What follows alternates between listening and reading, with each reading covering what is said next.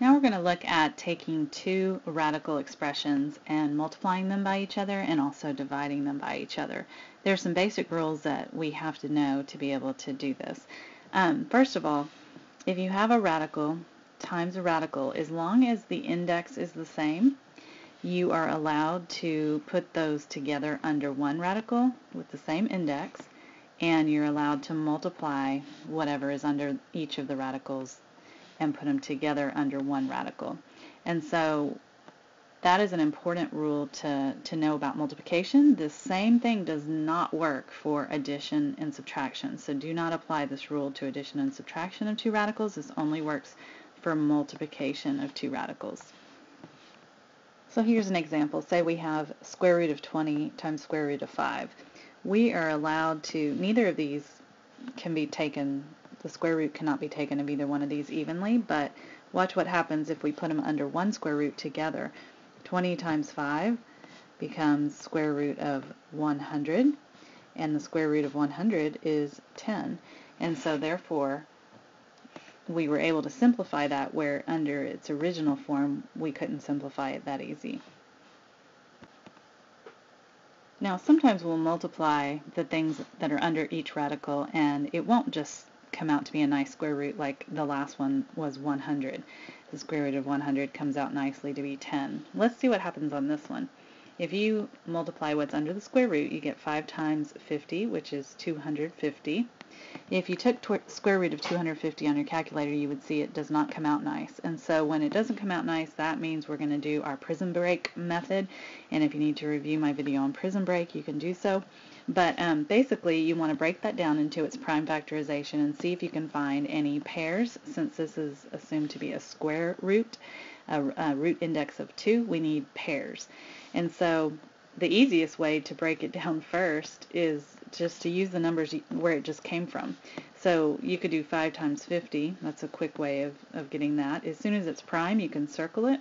Then that's 5 times 10, so you can circle that prime number. And 2 times 5, and you can circle each of these primes. So this is the square root of 2 times 5 times 5 times 5.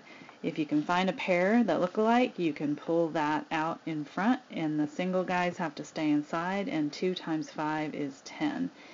And so this is the answer to this multiplication, but it was important to put it through this step of multiplying what's underneath the radicals before we could see how it could be simplified.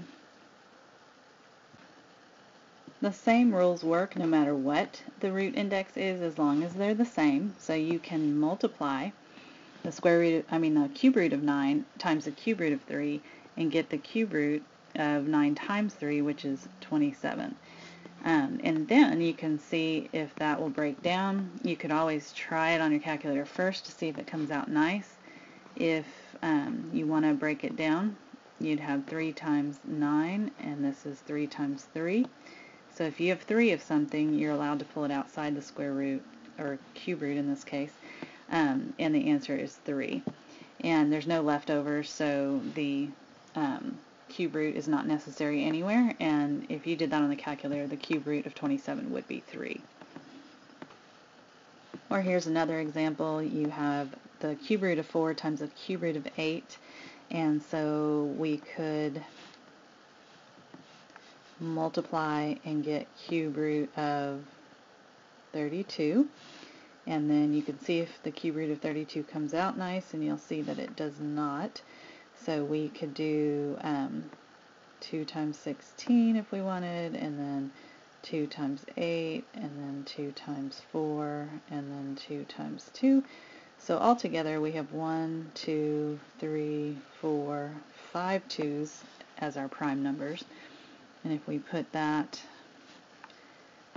2 times 2 times 2 times 2 times 2, we need 3 before they can come outside the radical, and so there's your set of 3. So a 2 comes out from that group.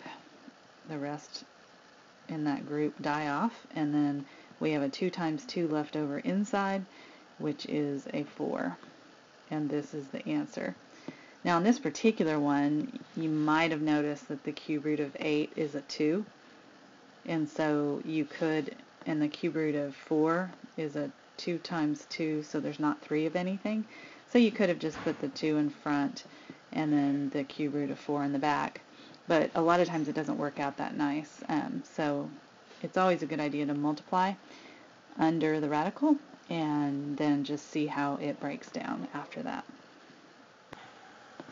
A similar rule applies to dividing two radicals that have the same index. So as long as they have the same index and it's dividing, you are allowed to put it under one big radical with that same index and just divide what's underneath there. That might be useful on something like number 5 here. If you had the cube root of 48, that doesn't come out nice, and the cube root of 6 does not come out nice.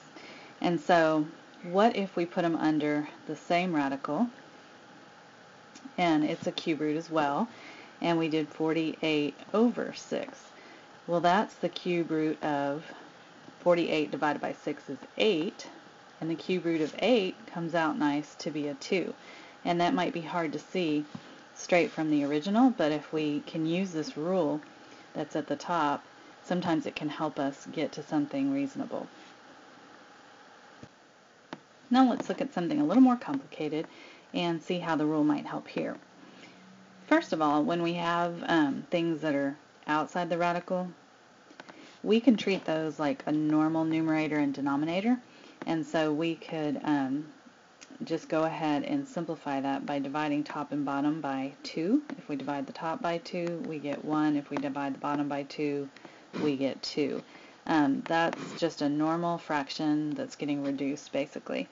So that's one thing we could do. Another thing we could do is we could do the 1/2 here, and then we could put the cube root together as one cube root. So we could do 1/62 y to the 5th over 3y to the 2nd, and see if anything now reduces underneath the radical.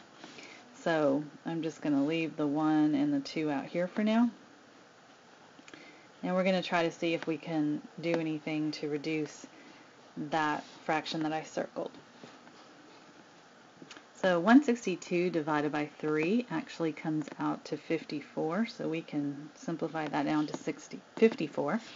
And then there was an exponent rule that said if we had two bases that were the same and they were being divided, that we could subtract the exponents, top minus bottom, and put the answer on top.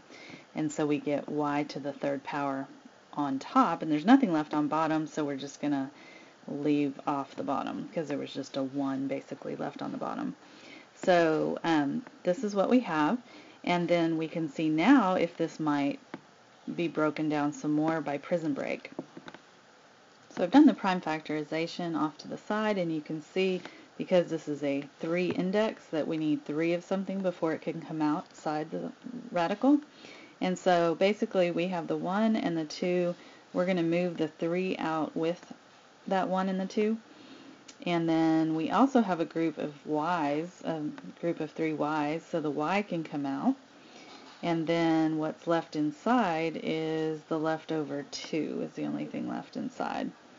So to simplify that just a little bit, let's put this stuff together, and we basically get 3y over 2 cube root of 2. So that's an example of how we can simplify something that started out like this using different rules of exponents and radicals that we've had so far.